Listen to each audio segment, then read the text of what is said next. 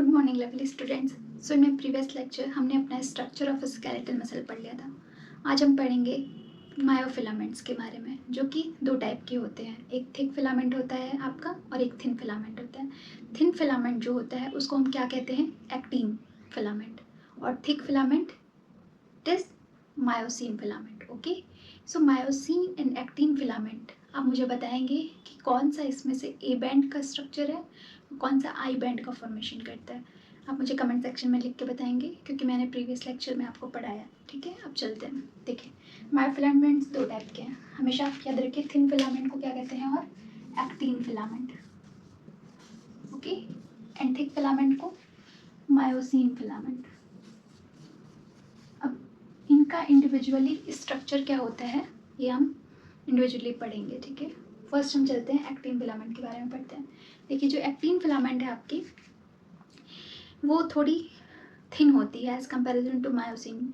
मैंने आपको सार्कोमियर के बारे में बताया कि दो जेड लाइन के स्पेस को क्या कहते हैं? सार्कोमियर, जो कि मसल की स्ट्रक्चरल एंड फंक्शनल यूनिट है। ठीक है, तो एक्टिन और मायोसिन ही मिलकर स्ट्रक्चरल एंड फंक्शनल यूनिट का फॉर्मेशन कर रहे हैं, सार्कोमियर का, जो जेड लाइन के बीच का स्पेस है। मैंने प्रीवियस लेक्चर में ये आपको पढ़ाया है, आप जाके देख सकते हैं। ठीक है, अब देखिए थिन फिलामेंट के बारे में पहले हम पढ़ते हैं, इनका स्ट्रक्चर कैसा होता है। तो थिन फिलामेंट होता है two thin strand twisted around each other. ये देखिए, two thin strand twisted around each other. अब आपको ये नहीं समझ में आएगा। देखिए, सबसे पहले इस फिलामेंट को बनाने के लिए एक ग्लोबुलर प्रोटीन यूज होती है। Globular protein, globular.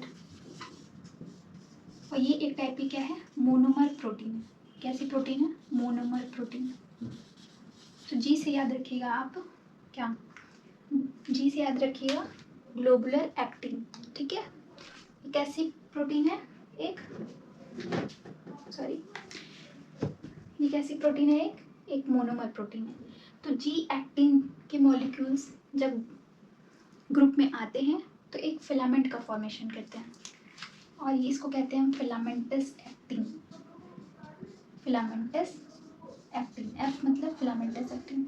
जब ये ग्रुप में आएंगे तो एक फिलामेंट का फॉर्मेशन करेंगे, जिसको हम कहते हैं एफ एक्टिन। ठीक है, अब जब ध्यान से समझिएगा, टू एफ एक्टिन मिलते हैं, two F actin plus two regulatory protein, अब ये रेगुलेटरी प्रोटीन कौन कौन से हैं याद रखिए हमेशा। रेगुलेटरी प्रोटीन में दो प्रोटीन है आपके। First is your troponin protein, and second is your tropomyosin.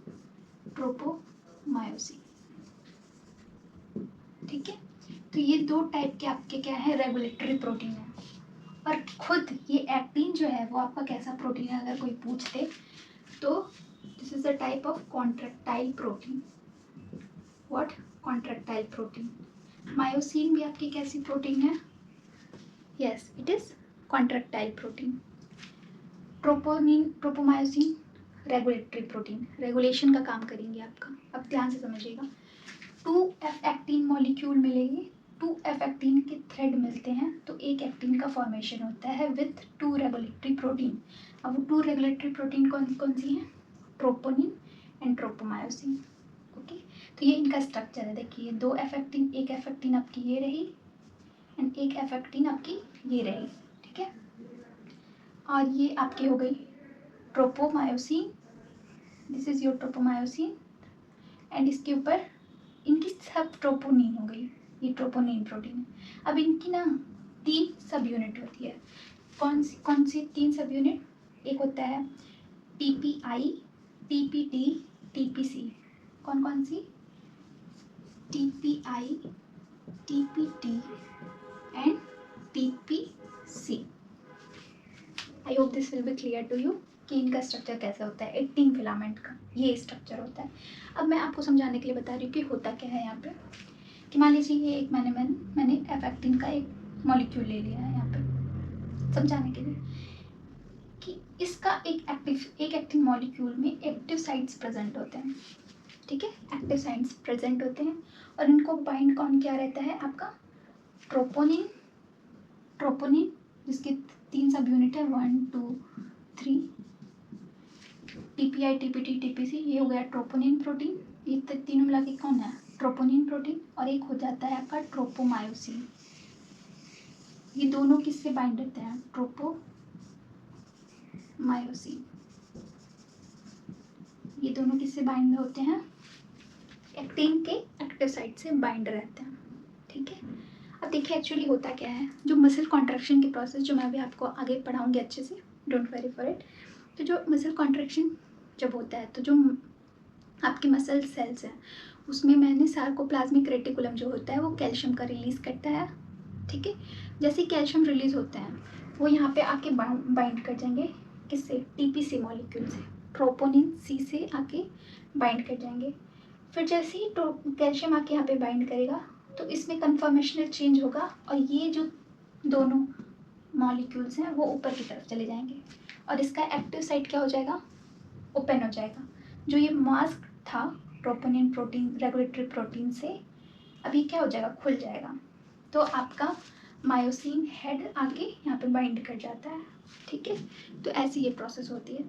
तो एक्टिन एंड मायोसिन हेड जब आपस में मतलब ये कन्फर्मेशनल चेंज की वजह से एक दूसरे से बाइंड करते हैं एक दोनों के एक्टिव साइट्स पे, मतलब मायोसिन हेड पे एक्टिन बाइंडिंग साइट होगा और एक्टिन पे मायोसिन बाइंडिंग साइट होगा।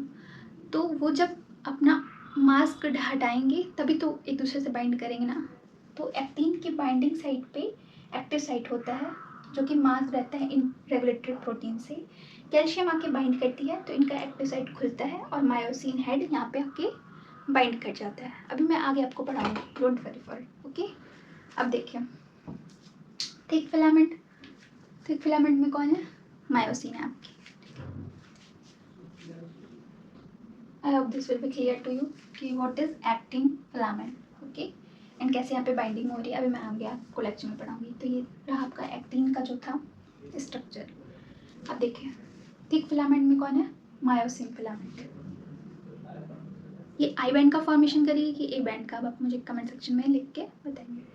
देखिए जैसे इनका स्ट्रक्चर जी एक्टिन के जी एक्टिन जब आपका ग्रुप में आ रहा था एफ एक्टिन का फॉर्मेशन कर रहा था तो आपका एक्टिन फिलामेंट बन रहा था। उसी तरह मायोसिन जो होता है वो मीरोमायोसिन का पॉलीमर होता है, किसका, मीरोमायोसिन का। अब ये जो मीरोमायोसिन है ये लगभग 300 यूनिट्स में होते हैं, 300 नंबर्स में होते हैं, ठीक है। और ये जो थिक फिलामेंट होती है ना आपकी बाइपोलर प्रोटीन है। कैसी प्रोटीन है, बाइपोलर कॉन्ट्रैक्टाइल प्रोटीन है। अब बाइपोलर कैसे समझेंगे आप, देखिए आपकी जो ये क्या कहते हैं सेंटर में एक और प्रोटीन होती है जो इस मीरोमायोसिन को बाइंड किए रहती है। मान लीजिए this is your meromyosin, this is your meromyosin, दोनों तरफ, और ये इनका हेड है मान लीजिए।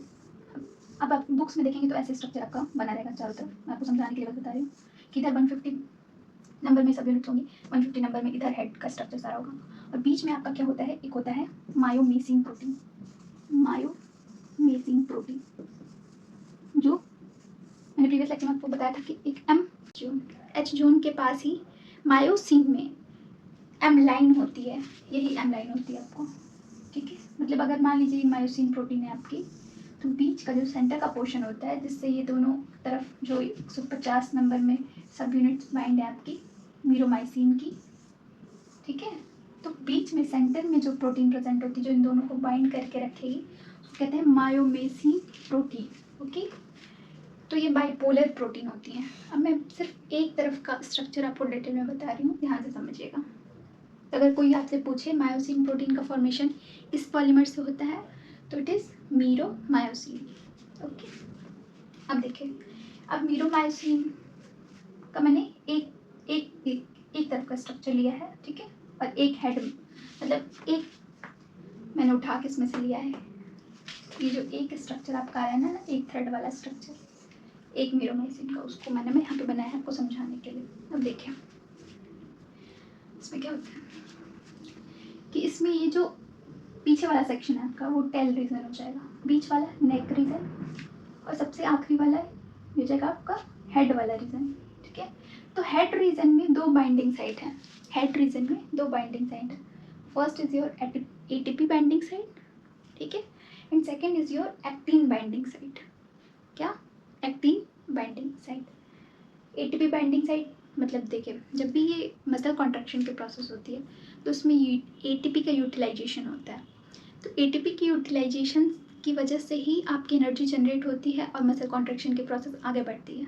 इसमें सारी चीज़ें पार्टिसिपेट करती हैं। कैल्शियम पार्टिसिपेट कर रहा है, टीपीसी रेगुलेटरी प्रोटीन पार्टिसिपेट कर रही हैं, आपके मायोसिन एक्टिन फिलामेंट पार्टिसिपेट कर रहे हैं। अभी मैं आगे आपको बताऊंगी वो कैसे हो रहे हैं। तो देखिए, इसका जो हेड पोर्शन है उसमें दिमाग में रखिए, क्वेश्चन बहुत ही अराइज करते हैं कि 2 बाइंडिंग साइट होती हैं। First is your ATP binding site and second is your actin binding site. अब जो जहाँ टेल रीजन आपका प्रेजेंट है उसको हम कहते हैं लाइट मीरोमाइसिन एरिया। ठीक है, लाइट मीरोमाइसिन एरिया, इसको फुल फॉर्म में प्लीज LMM, लाइट मीरोमाइसिन। और जहाँ पे नेक और हेड रीजन है आपका, नेक और हेड रीजन है मायोसिन का, उसको हम क्या कहेंगे, heavy meromyosin, heavy meromyosin area. ठीक है, सो ऐसा स्ट्रक्चर होता है आपका मायोसिन फिलामेंट का। आई होप आपको क्लियरली डिफरेंस समझ में आ गया होगा कि एक्टिन फिलामेंट में कैसा स्ट्रक्चर होता है और मायोसिन में कैसा स्ट्रक्चर होता है। ठीक है, अब देखिए, इन्हीं दोनों की कंबाइन वर्किंग से आपका मसल कॉन्ट्रैक्शन होता है। मसल कॉन्ट्रैक्शन के लिए आपके नर्व इम्पल्सेस चाहिए ही। ठीक है, तो वो नर्व इम्पल्स और मसल्स दोनों आपस में कैसे वर्क करके मसल कॉन्ट्रैक्शन को प्रमोट करते हैं, ये हम आगे के लेक्चर्स में पढ़ेंगे। Okay, I hope this will be clear too. और इसको बना लीजिए। ठीक है, और कुछ नहीं समझ में आ रहा है तो आप मुझसे पूछ सकते हैं कमेंट सेक्शन में। मिलते हैं नेक्स्ट वीडियो में, मसल कॉन्ट्रैक्शन पढ़ेंगे। Thank you.